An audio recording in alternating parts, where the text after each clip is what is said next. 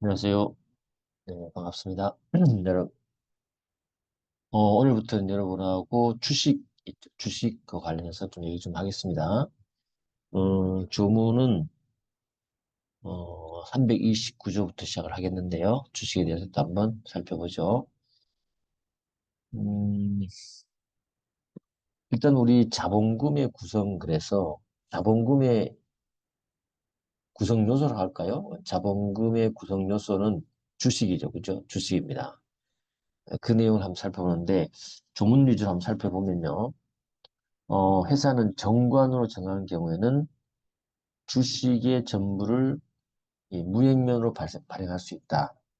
우리 주식은 액면 주식하고 무액면 주식이 있는 건 여러분 아시죠? 예, 그리고 우리 상법상 어, 기명 주식만 존재하고 무기명 주식은 이제 없어졌습니다. 그렇죠? 그런데 여기에 이 액면 주식하고 무액면 주식 발행하는 원칙이 정해져 있기 때문에 여러분이 알아두셔야 돼요. 일단 정관으로 정해져 있어야 되고요. 그리고 주식의 전부를 발행합니다. 그래서 일부는 액면 주식, 일부는 무액면 주식 안 된다는 것이죠.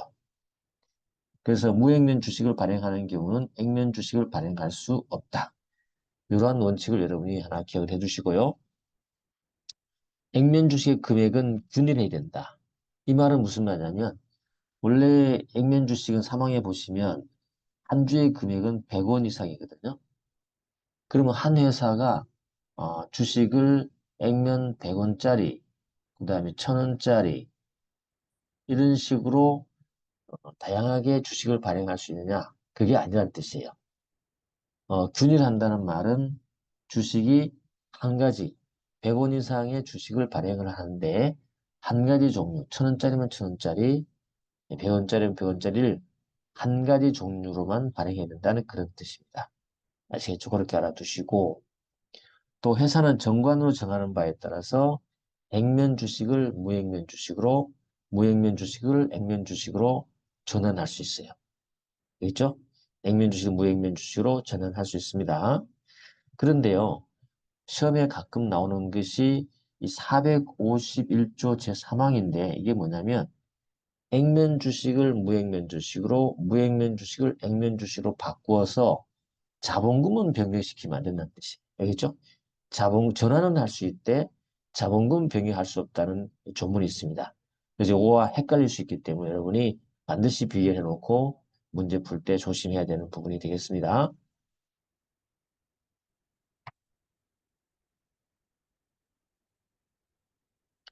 자, 그 다음에 329조에 이해 가보면 이 주식을 분할할 수 있냐 이 문제거든요.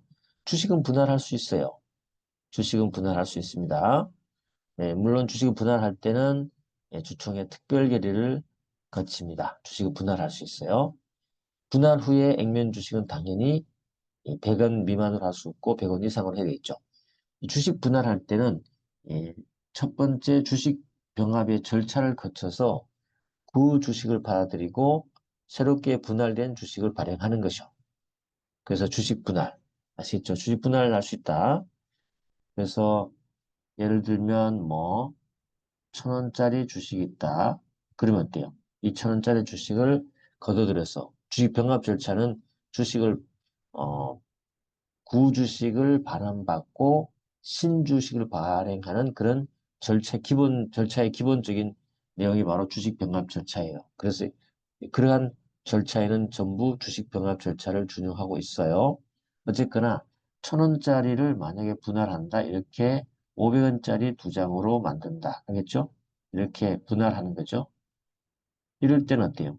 이 구주식을 거둬들여야 되겠죠. 그죠? 예, 반환받고 새로운 신주식을 발행하는 절차를 거치게 되는 겁니다. 어쨌거나 여러분들은 주식은 분할할 수 있다, 없다? 있다. 됐죠? 그러면 주식을 분할하게 되면 자본금의 변경이 있을까요? 없죠, 그죠? 1000원짜리를 500원짜리 두 개로 나눈 거기 때문에 자본금의 증가는 있을 수 없어요. 그래서 3번의 질문이 이겁니다. 자본금이 증가한다는 말은 틀린 말이 되는 거죠. 이해되셨죠?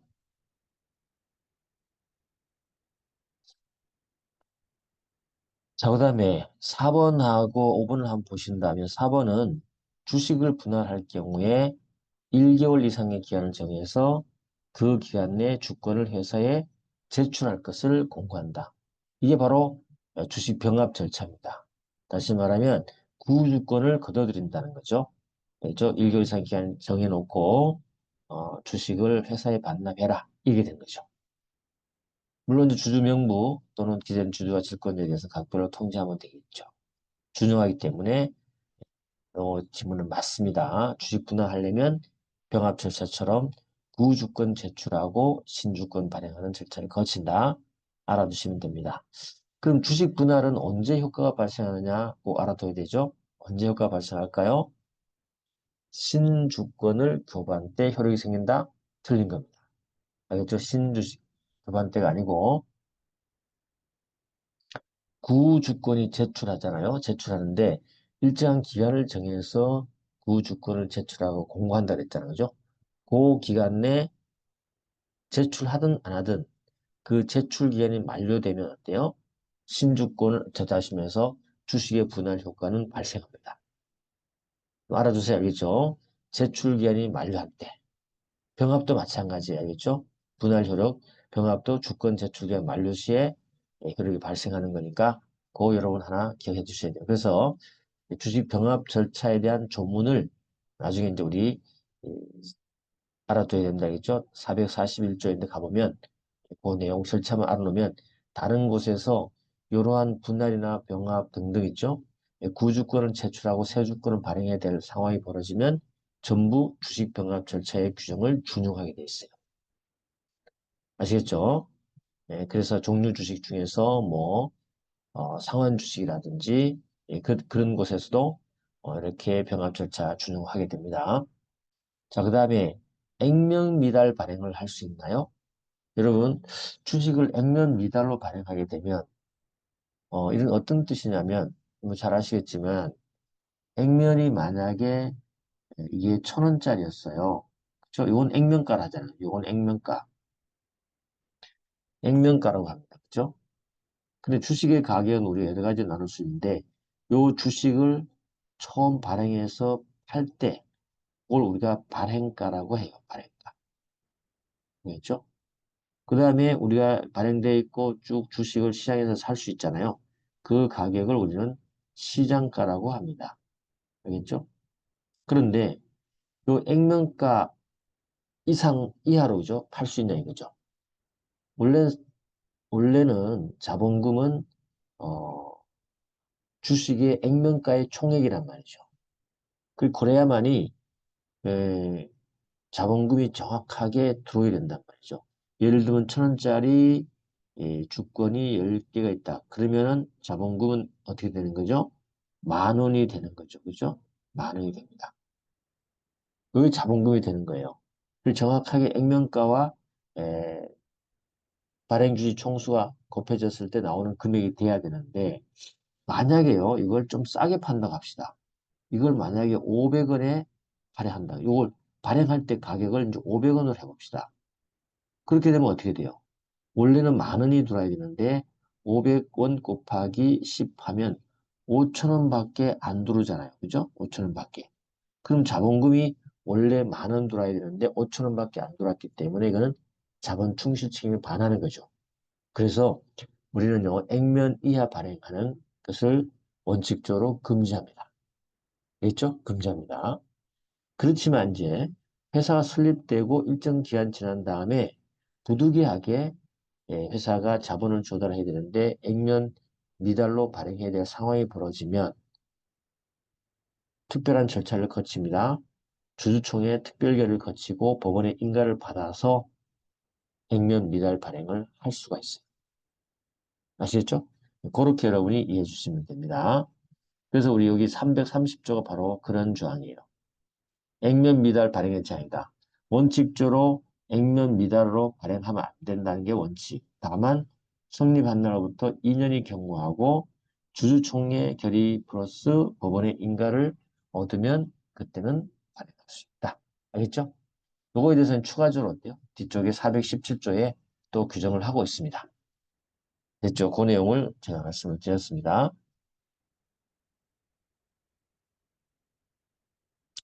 그 다음에 주주의 책임이다. 당연히 우리 주식회사의 주주는 유한책임 사원이 되는 거죠. 그래서 그가 가진 주식 인수 가액을 한도로 회사에 대해서 책임을 집니다. 됐죠? 그 다음에 판례기 출고 7번 한번 보시면 주주 간의 분쟁 등 일정한 사유가 발생했을 때 특정 주주를 제명할 수 있다는 내용의 정관 규정은 유효일까요? 무효일까요? 무효입니다. 왜냐하면 우리 주식회사는요, 주식을 환급 처리해주지 않습니다. 주식을 회사에 가져간다고 해서 돈으로 돌려주지 않죠. 그렇죠? 당연한 거죠. 돈을 돌려주게 되면 자본 충실 책임 원칙 반할 수 있기 때문이죠. 그와 마찬가지로 만약에 주주를 제명을 시켜버리면 회사에서 어때요? 돈을 돌려줘야 되는 상황이 벌어지죠. 그게 어때요? 결국은 환급이 되는 거죠. 주식을 가져오고 환급하는 거하고 동일하게 되잖아요. 그죠? 그렇기 때문에 주주를 제명하는 것은 있을 수 없습니다.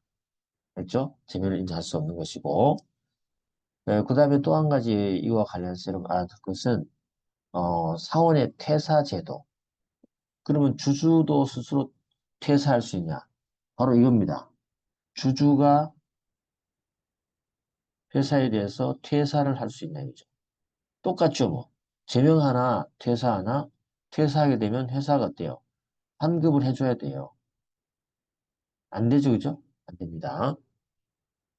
사실은 이 퇴사 제도 주지 않는 이유는 우리 주주는 어때요? 자기 투자금을 회수하려면 어떻게 하죠? 주식을 자유롭게 양도할 수 있잖아요. 아주 자유롭습니다. 알겠죠? 그럴 때 얼마든지 자기 주식을 다른 곳에 양도해서 투자금을 회수할 수 있기 때문에 퇴사 제도를 두지 않아요. 그런데 이거와 비교해 본다면 한명회사라든지 인적회사 있죠. 인적회사에서는 퇴사 제도를 두고 있습니다. 왜 그러냐면 한명회사에서는요. 특히 무한책임 사원 같은 경우죠. 무한책임 사원 같은 경우 자기의 지분을 양도를 하려고 하면요. 양도를 하려고 하면 사원 전원이 동의를 얻어야 돼요. 그렇죠? 동의를 얻어야 돼요. 그래서 자기가 지분을 양도하고 투자금 회수해서 나오기 위해서는 전원의 동의를 얻어야 되기 때문에 굉장히 어렵죠. 그래서 자기 투자금을 좀 회수하기 좀 쉽게 해주기 위해서 이 한명회사 인적회사는 사원을 어때요? 퇴사할 수 있는 제도를 두고 있는 거예요. 아시겠죠? 그런데 우리 주식회사에서는 이 주주는 주식을 양도가 아주 자유롭기 때문에 퇴사 제도를 두지 않고요. 또 한 가지는 어때요? 환급 처리될 수 있기 때문에 주식과 환급은 거의 맞지 않는 얘기죠. 그죠? 맞지 않기 때문에 할 수 없는 것입니다. 제명도 마찬가지고. 그런 뜻으로 여러분이 함께 이해해 주시면 좋겠습니다. 자, 그 다음에 332조죠. 가설인 타인명의 인수인의 책임이다. 우리가 주식을 인수하게 되면 뭘 해야 되죠? 돈을 내야 되죠. 그죠? 돈을 내야 되는데 자기 명의로 주식을 인수했을 때는 돈을 내면 스스로 내면 되는 건데 혼자 한 것이 아니고 다른 이름을 사용했다는 거죠. 그랬을 때 누가 책임질 거냐 부분이 문제되기 때문에 우리 이 법은 정하고 있어요. 첫 번째 1항은 가설인 명의. 이름이 이 가설인은 이름은 있지만 그 사람이 존재하지 않는 거. 임의로 만든 이름이라든지 허무인 이름을 말하는 겁니다. 그 사람의 이름을 인수하거나 다른 사람 이름을 사용했는데 그 사람의 승낙 없이 이름을 함부로 사용해서 주식을 그 이름으로 했습니다. 그럴 때 주식 대금 납입은 누가 하겠냐는 거죠. 상식적으로 가설이라든지 승낙 없는 이 사람들한테 책임 물을 수 있어 없어요? 없죠. 그렇기 때문에 원칙적으로 주식을 인수인한 자가 다 책임을 지는 거예요. 알겠죠? 그런데 이 항을 가보시면 타인의 승낙을 얻어서 그 명의로 주식을 인수했죠. 요 승낙을 얻은 그 명의자 있죠. 타인 있죠. 타인은 명의 대여자가 되겠죠. 명의 대여자가 되겠죠. 그죠? 대여자일 겁니다. 이런 자가 존재할 때는 어떻게 돼요? 이 명의 대여자인 승낙한 자와, 알겠죠? 이 인수환자가 있죠. 함께 연대 책임지는 거예요. 아시겠죠? 네, 그런 겁니다. 그래서 가설인 타인 명의 인수인의 책임은 주식 인수 대금을 누가 납입할 것에 대한 하나의 특칙이다. 근데 이 법조화문을 어디에 적용하면 안 될까요? 가장 납입에도 적용할 수 있을까요? 안 됩니다. 가장 납입은 우리 판례가 어떻게 한다는 거죠? 유효로 본다는 거죠. 가장 납입은 했지만 그때 주식 대금이 이미 납입된 걸로 본단 말이죠. 그죠? 그래서 납입하기 전에 누가 인수대금을 납부할 것인가에 대한 그러한 이 332조가 이미 납부가 완료된 가장 납입에 유추적용될 수 있나요? 없어요. 그 판례 꼭 알아두세요. 알겠죠? 참고로 됐습니다.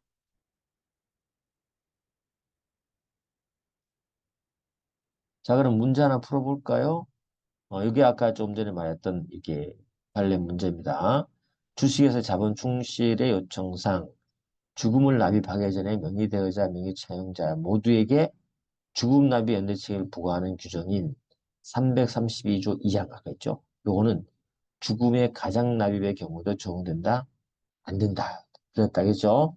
왜냐면 요 332조 2항은 주식 대금이 납입되기 전에 누가 책임질 거냐 문제인데 가장 납입은 이미 납입이 끝난 문제입니다. 알겠죠? 그래서 적용되지 않습니다. 자, 그 다음에 우리가 여기서 꼭 알아둬야 될 게 있습니다. 이렇게 주식 인수인이 된다는 것은 그럼 누가 주주가 될 거냐도 문제가 될 수 있어요.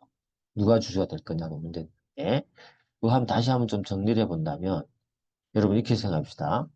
가설인 명의나 타인 명의 승낙 없이 했을 때는 누가 주식 인수인이 된다 그랬죠? 대금 납입 누가 한다 그랬죠? 실제로 주식한 사람이 납입하는 거죠. 그죠? 그러니까 이때는 어때요? 이 실제로 납입한 자가 주주가 될 수가 있겠죠. 그죠? 그런데 타인의 승낙을 얻어서 그 사람 이름으로 주식을 인수했어요. 그럼 인수한 자를 누구로 보겠습니까? 그 인수 계약의 이름이 누구겠습니까? 빌려준 자, 명의 대여자의 이름 올라갔을 거란 말이죠. 그죠? 그때는 명의 대여자가 주식을 인수한 자로 보게 되는 것이에요. 알겠죠? 그러면서 이 명의 대여를 한 자가 자기 이름으로 만약에 명의 개설까지 맞춰버렸다면 어때요? 회사에 대한 관계에서는 명의를 빌려준 자, 명의 대여자가 주주가 되는 것이죠. 그런 걸 알아두시고 그래서 인수대금 납입과 주주 확정 문제는 좀 다른 문제니까 여러분들이 같이 논리적으로 판단을 꼭 해주셔야 돼요. 물론 이런 것들 기본 강의를 잘 했는데 혹시 모르시는 분들은 이해해 주시면 좋겠습니다. 그래서 11번에 바로 그런 내용들이에요. 타인의 승낙을 얻었잖아요. 그 명의로 주식 인수를 약정하게 됐다. 그럼 인수 계약의 내용에 보면은 승낙해준 자의 이름이 올라와 있겠죠. 그렇죠? 그래서 그 계약 내용에 따라서 명의자 또는 실제 출자자가 주식 인수인이 될 수 있지만 원칙적으로 실제 출자자를 주식 인수로 봐야 된다. 그거는 아니죠. 알겠죠? 명의자를 주식 인수인으로 봐야 됩니다. 그리고 또 조심할 게 있어요. 설령 명의자와 실제 출자자, 명의자와 실제 출자자가 만약에 실제 출자자를 주식 인수인으로 하기로 약정했죠. 그럼 약정하면 실제 출자자가 주식 인수인이 되나요? 우리 판례는 아니라고 봐요. 그렇다 하더라도 어때요? 실제 출자자를 주식 인수인이라고 할 수 없다는 게 판례 입장이에요. 그래서 실제 출자자를 주식 인수하기로 한 사실을 주식 인수계 상대방 회사가 알고 그래 실제 출자자를 주식 인수인을 하자라고 약정한 사실이 없다면 어떻게 한다? 그 당사자라기보다도 실제 출자자와 명의 대여자가 약정을 했다 하더라도 그거는 효과가 없다. 다시 말해서 명의자가 주식 인수 계약 당사자 되는데 상대방인 회사가 실제 출자자를 주식 인수를 할 것을 승인했을 때는 그때는 실제 출자자가 주식 인수이 된다라고 보시면 됩니다. 이해됐죠? 그렇게 알아두시면 되겠네요. 중요한 거니까 여러분 꼭 기억을 해두세요. 자, 그 다음에 뭐 12번 한번 더 풀어볼까요? 실제 출자자가 가설인 명의나 타인의 승낙 없이 그 명의로 주식 인수하여 약정을 하고 출자를 이행했다면 주식 인수 계약의 상대방의 의사에 명백히 반하는 특별한 사정이 없는 주주의 지위는 누굴까요? 실제 출자자가 취득하겠죠. 왜? 이때 가설인 명의나 타인 승낙 없이 한 경우는 가설인 명의자나 타인 승낙 안 한 그 명의자는요. 아무 의미가 없어요. 알겠죠? 존재하지 않는 자라고 보시면 돼요. 그럼 결국은 뭐죠? 실제 출처했던 사람이 주식 인수인의 지위도 갖게 되겠죠. 그죠? 그런 겁니다. 자, 주식 공유할 수 있습니까? 공유할 수 있습니다. 간단하게 하겠습니다. 이건요. 수인이 공동으로 주식 인수하는 연대에서 납입 책임, 돈을 같이 내야 된다는 것이고, 뭐 주식 여러 명이 공유할 때는요, 행사할 때 복잡할 수 있기 때문에 반드시 주주의 권리 행사할 자를 한 명씩 정해야 된다는 거. 만약에 행사할 자가 없을 때는 공유자 누구에게나 한 명의 통지나 최고하면 효과가 발생한다는 게 우리 법 내용이에요. 이거는 이제 주식과 관련되는 행정 업무의 편리를 위해서 우리 법이 정한 거니까 기억을 해 두셔야 된다. 그래서 333조 2항 3항이 그런 내용이다. 그렇죠?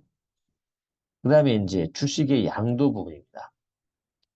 주식은 양도는 어떨까요, 우리? 아까도 말했지만 주식 양도는 아주 자유롭습니다. 그죠? 원칙 자유다 그랬죠? 주식의 양도성. 중요합니다. 그래서 주식은 원칙적으로 양도 가능합니다. 그래서 1항의 본문에 보면 주식은 양도할 수 있다 그래서 양도의 자유를 규정하고 있어요.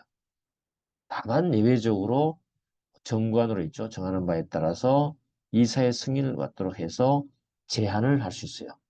이걸 우리가 양도를 제한한다고 합니다. 그렇죠? 제한. 제한은 가능한데 뭐는 안 될까요? 우리 표현에서 판례도 얘기하지만 제한은 가능하지만 양도를 금지하는 것은 안 돼요. 예를 들면 판례가 있었는데 5년 동안 주식을 양도를 할 수 없다.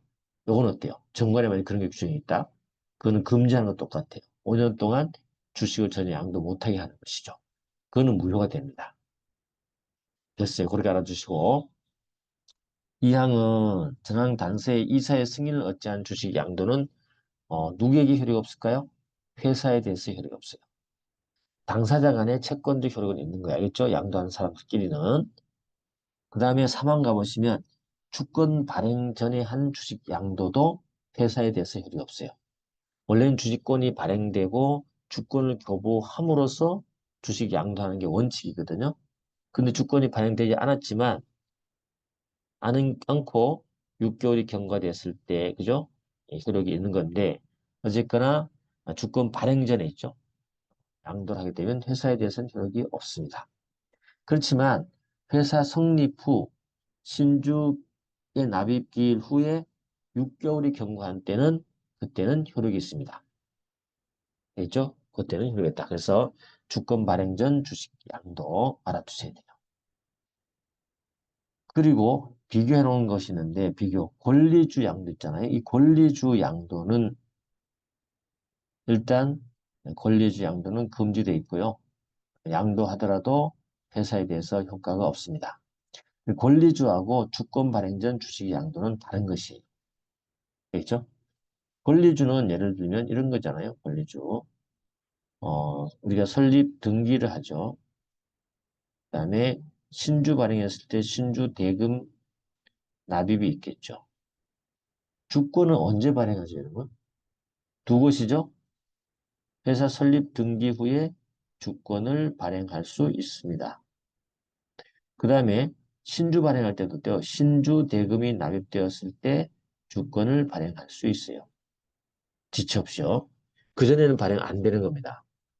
그런데 여기 주식을 설립할 때 주식을 인수하고 그 다음에 등기되기 전까지 요 단계에 주식을 인수한 자의 권리를 권리주라고 하는 거예요. 알겠죠? 그 다음에 신주 발행할 때 신주를 인수하고 요금은 대금은 납부하고 발행되기 전에 요 단계를 우리가 권리주라 그래요. 알겠죠? 권리주. 이 권리주는요.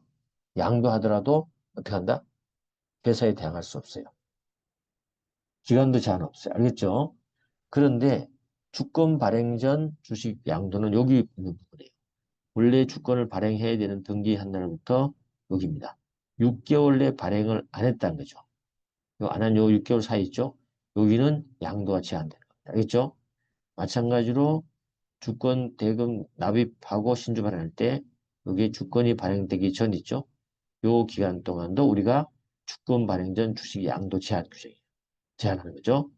그런데 요 기간이 만약 6개월이라면 6개월 지나고 나서는 이때부터는 양도할 수 있지만 주권이 없기 때문에 지명채권 양도 방법에 의해서 양도를 할 수 있게 되는 거죠. 알겠죠? 그리고 또 한 가지 말씀드리면 여기서 원래는 여기 주권 발행 전 요 기간 내는 주권을 양도 못해요. 양도하면 회사에 대해서 효력이 없어요. 그런데 양도는 했는데 6개월 동안에 발행되지 않았어요. 그럼 어때요? 이 하자를 치유시켜 줍니다. 6개월도 발행하지 않았으면 어때요? 양도할 수 있도록 해주는 거죠. 하자가 치유된다. 그래서 여기 주식 양도성에서는 여러 가지 쟁점이 있으니까 여러분이 기억을 해주시면 좋겠습니다. 자, 한번 쭉 넘어가셔서 16번 한번 볼까요? 원칙적으로 주식은 양도할 수 있고 주주 간의 합의로 주식의 양도 제한을 약정하는 체결도 그 약정은 아무런 효력이 없다? 아니에요. 여러분 주식 양도는 원칙 자유로워요. 그런데 제한할 수 있어요. 제한할 수 있는 정관으로 제한할 수도 있고요. 주주 간의 합의로도 제한을 할 수 있습니다. 제한. 제한은 어때요? 원칙적으로 무효가 아니에요. 알겠죠? 아무리 효력이 없다가 틀린 것이죠. 그 다음에 3, 4, 5조량의 본문 및 단서에 의하면 주식은 원칙적으로 타인에게 양도할 수 있고 예외적으로 회사가 정관으로 정하는 바에 따라서 이사의 승인을 받도록 하고 있을 뿐이죠. 그래서 뿐이기 때문에 주주 사이에서 주식의 양도의 일부를 제한한다. 그러한 약정도 무효가 아니고 유효가 됩니다. 알겠죠? 그렇게 알아두시면 되겠습니다. 자, 넘어가셔 갖고 요 판례도 한번 알아두세요. 법원직 이제 22년, 23년 연속해서 나왔던 판례인데 21년 판례입니다. 발행 주식 전부 또는 지배 주식 양도 함께 경영권이 넘어갔어요. 그랬을 때 주식 양도와 의무와 더불어서 경영권 양도도 별도로 넘어가야 되는 거 아니냐 라는 어떤 논란이 있었는데 판례는 어때요? 발행 주식 또는 발행 주식 전부나 지배 주식을 양도하게 되면 당연히 뭐죠? 양도하게 되면 경영권도 같이 부수로 넘어가는 것이지 무슨 경영권을 이 양도 의무와 독립적으로 양도 의무를 부담한다고 말할 수 있느냐 그 말이 알겠죠? 그래서 부수적 효과에 불과하다. 발행 주식 전부 또는 지배 주식 양도에 따른 부수적 효과에 불과하다. 그렇게 알아주시면 됩니다. 판례가 있었다라고 알아주시고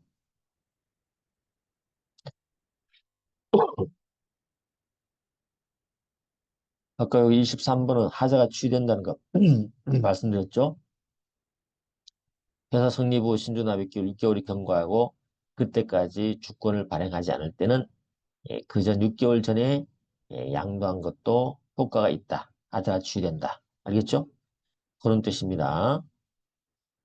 그 다음에 25번 가보시면 회사 성립 후 신주 납입 기일 6개월 이후죠. 6개월 이후는 주권 없이 양도할 수 있는 거예요. 주권 없이 주식을 양도한 경우에 주주 명부상 명의개서가 없어도 회사에 대해서 자신이 적법하게 주식을 양수한 자로서 주주권자임을 주장할 수 있습니까? 당연히 할 수 있습니다. 그러면서 명의개설을 청구할 수 있죠. 그래서 명의개설을 청구하지만 명의개설을 당연히 양도인 협력 받을 필요 없이 단독으로 증명할 수 있죠. 그래서 명의계사 청구할 수 있지만 그렇기 때문에 주주명부상 명의계사가 없다 하더라도 회사에 대해서 자신이 적법하게 주식을 양수한 자로서 주주권자임을 주장할 수 있습니까? 있다는 거죠. 요 지문도 아주 자주 나오는 지문이니까 여러분이 기억을 해 두셔야 된다. 그 다음에 주권 발행 전에 주식 양도가요. 의사표시만으로 양도할 수 있잖아요. 주권 발행 전 주식 있죠? 이 주식을 양도할 때는 주권이 없기 때문에 의사표시로 양도한단 말이에요. 알겠죠? 의사표시로 양도하기 때문에 주식 양도 계약 자체가 만약에 해제돼 버렸어요. 그럼 그 계약 이행으로 이전된 주식은 당연히 양도인에 복귀할까요? 당연히 복귀하죠. 알겠죠? 주식 양도 계약이 해지되면 당연히 복귀하게 된다. 왜냐하면 특별히 어떤 주식이 발행되어 있지 않기 때문에 그걸 교부를 하지 않아도 되기 때문에 그런 것이죠. 그 밑에 27번도 마찬가지 명의 신탁 계약을 해지하게 되면요. 물론 이것도 주식 주권 발행 전입니다. 해지할 때는 해지 의사 표시만 하면 바로 명의 신탁자에게 다시 복귀한다는 거 27번도 꼭 알아두시고 또 한 가지 주권이 발행되지 않는 주식인데 그 매매 계약 자체가 무효예요. 무효면 애초에 처음부터 당연히 효력이 없기 때문에 주식 이전이 일어나야 안 돼요. 안 일어나는 거예요. 매도인은 어때요? 매매 계약 이후에도 주주의 지위를 그대로 유지하고 있다는 거죠. 알겠죠? 28번도 이해해 두시고 자, 나머지 여러분 읽어보시도록 하고요. 중요한 문제만 좀 풀어보도록 하겠습니다. 33번 가볼까요? 주권 발행 전 주식의 양도는 당사자의 의사 표시로만으로 효력이 발생한다. 맞습니다. 그러면 주권 발행 전 주식 양도 양수받은 자가 회사에 대해서 명의계사 청구할 때는 어떻게 될까요? 그때는요. 이런 표현을 씁니다. 자신이 주식을 양수한 사실을 증명한다. 뭐 계약서라든지 그쪽 그런 사실을 증명함으로써 회사에 대해서 명의계사 청구할 수 있습니다. 요거는 회사에 대한 대항력이고요. 만약 회사 이외에 제3자에 대해서 대항하려면 어떻게 했죠? 대항하려면 그때는요. 지명채권이기 때문에 지명채권하고 동일하고 봅니다. 지명채권 양도에 준해서 확정일자 있는 증서에 의한 양도 통지 또는 승낙이 있어야만이 제3자에 대항할 수 있어요. 그래서 앞쪽은 이게 회사에 대한 대항이죠. 회사에 대한 대항 부분입니다. 명의계에서는 뒤쪽 부분이 있죠. 이쪽 부분은 회사가 아닌 제3자에 대한 대항이에요. 그 대항 부분을 여러분이 구분할 수 있어야 돼요. 이해됐죠? 자,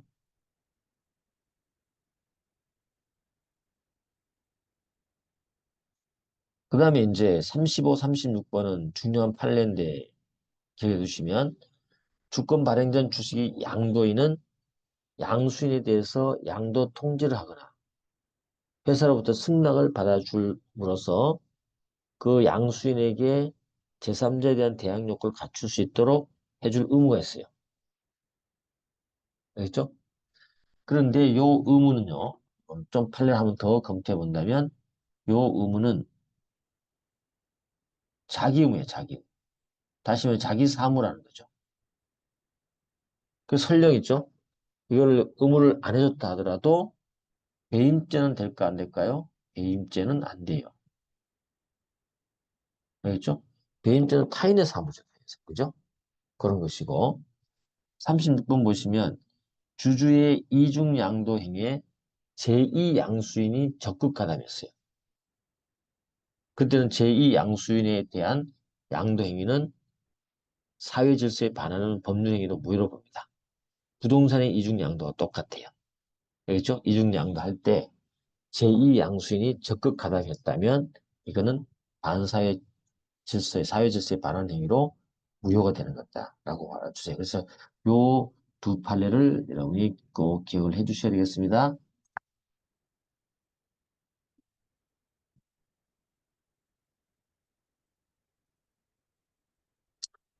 자, 뭐 좀 길지만 하면 어렵지만 이 법원직에서 이제 21년 8년대 나온다고 했는데 나왔죠. 회사가 성립 후 신주 납입기율 6개월이 경과한 그러니까 6개월 경과했지만 경과했기 때문에 양도를 할 수 있는 거죠. 경과했기 때문에 양도할 수 있는데 이때 주권 발행 전 주식 있죠. 대한 양도 청구권이 가압류됐단 말이죠. 가압류됐을 때 법원은 가압류 해제를 조건으로 하지 않는 한 주권 발행 전 주식의 양도 청구를 인용해서 안 됩니다.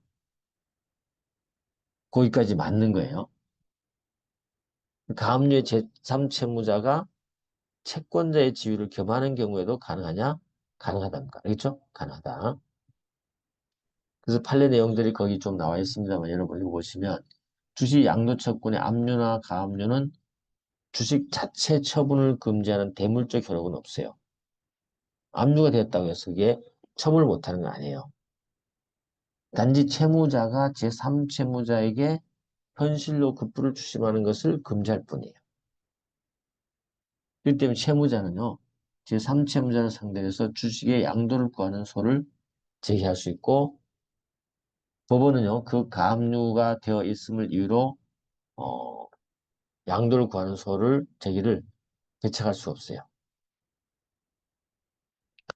그래서 주권 발행 전이라도 다만 회사 성립 후 신주납입 6개월이 지나면 주권의 교부 없이 지명채권에 관한 일반 원칙에 따라서 의사표시만으로 즉시 양도할 수 있다는 거죠. 그죠? 그럴 때 만약에 이때 주권이 발행되지 않은 주식의 양도를 만약 명하는 판결이 생겼다? 그건 뭐예요? 의사표시가 바로 하게 되면 바로 넘어가는 거다 보니까 판결만 나면 어때요? 그 상대방의 의사를 진술을 명하는 판결이 돼버려요. 그렇죠? 이거는 판결이 확정됨으로 해서 채무자는 일방적으로 주식 양수인의 지위를 갖게 돼버리는 문제가 있겠죠. 또 제3채무자는 이를 저지할 방법도 없죠. 이런 상황에서는 가압류를 해제를 조건으로 해서 법원은 인용해야 됩니다. 그죠? 가압류를 해제한다는 조건이 없다면 안 된다는 거죠. 이러한 법리는 가압류의 제3채무자가 채권자의 지위를 겸하는 경우도 똑같아요. 알겠죠? 그렇게 알아두시면 되겠습니다. 자, 그 다음에 이제 양도 승인 청구와 관련해서는 우리 다음 시간에 하도록 하고요. 오늘 여기까지 하겠습니다. 수고했습니다.